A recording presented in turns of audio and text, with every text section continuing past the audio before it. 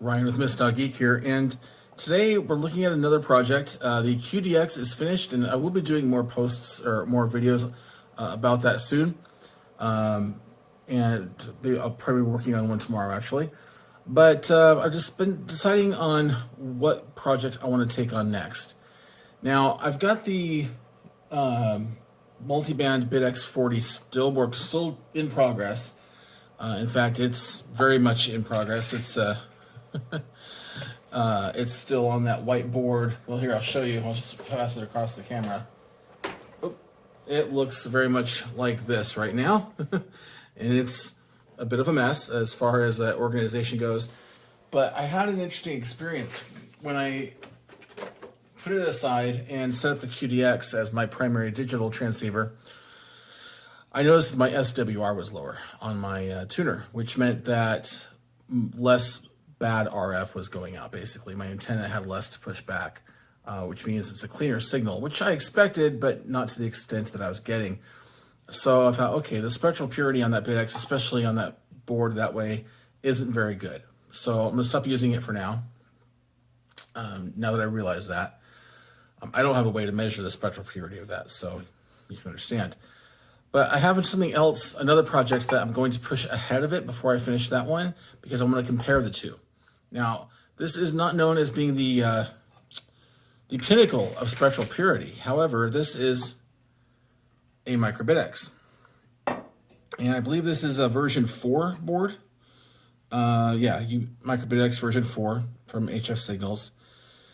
And I initially stayed away from the MicroBITX. For one, I just didn't need one.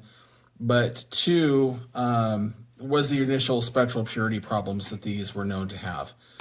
Plus power output issues on higher bands and things like that. And I thought, well, we'll just wait to see if those ever get solved. And I guess the version 4 boards were a lot better. So I got this one used. I say used. I didn't buy it from HF Signals. I bought it from a private party. And let's see here. I'm trying to find the spot. When I received this, unfortunately, it was in this case. This is the MicroBITX case from InKits, and so it's got this beautiful metal case. And this is a real nice metal case. If you haven't seen these, this was really, really good.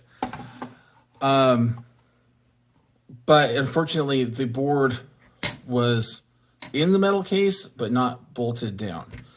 And so it was literally rattling around in the case when I received it in the mail.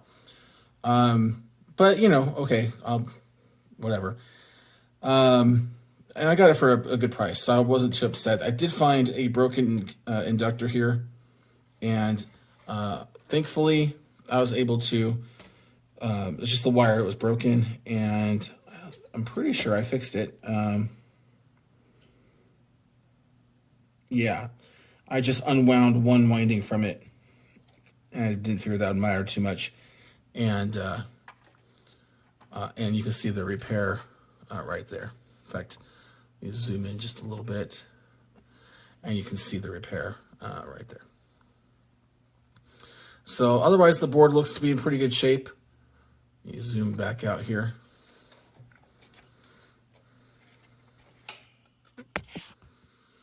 And the other side isn't in bad shape or anything. It's got a couple of RF 510s on it, and it did come with a couple of RD15 HVF1s or HHF1s, the Mitsubishi parts. I'm not going to install them. I'm just going to use the IRF 510s. Those are fine. I don't need 10 meters or anything. If my BITX40 can do better on 10 meters probably. Anyway, so this is pretty well ready to go. It just needs to be wired up and, you know, put to use. So I've got some ideas for that. I'm probably not going to use any of the fancy stuff that the InKits kits come with. It comes with this serial connector that's amateurradiokits.in. I don't need, comes with a 4-pin microphone connector, which I don't need. I'm going to reuse. I've got more 8-pin connectors that I bought when I first built my BITX40. So it's got a lot of things that I don't need that I'm just totally not going to use. But there are some things in here that I do need that I will use. So Anyway, so that's where we're at. This is just the introduction video to this series. It probably won't be a very long series. The next part, I'm just going to work on getting all the standoffs together, and I'll probably do that off camera. I'll try to do the most boring stuff off camera. But this is going to be a very simplistic, basic build for the purpose of getting on the air with sideband, not digital. Now, lastly, the main motivation here, I want to compare this with my BITX40, my multiband BITX40, as far as spectral purity goes. Now, I'm going to be using my SWR meter as my spectrum analyzer. I figure the higher the SWR is, the worse the spectral purity is, because my antenna, well, when I output on 7078, I've got an SWR of about 1.1 to 1. So anything higher than that means that it's impure. So that'll give me something to work with there. So anyway, well, listen, thank you for watching. And if you have any suggestions or questions for the BITX, the MicroBITX, I'm definitely open to suggestion here. I've never owned one of these. I don't know what all the cool mods are because I just kind of stayed out of that world up until this point. So definitely interested to hear what your thoughts are. My immediate first thought, by the way, was to replace these with, I've actually got 11.0952 crystals. So I could move the IF over. And I believe, is this one? Let's see, I'm going to check this one here. I think that's the 45 megahertz IF. Yeah, that is.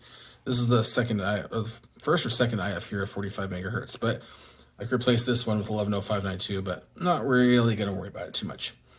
So anyway, so I know a lot of you who are watching have BITX, MicroBITXs, and know more about them than I do. So please let me know in the comments below if you have any must-do mods or anything like that you think I should do. So thanks for watching, and I'll see you in the next video about this, which will be soon. Take care.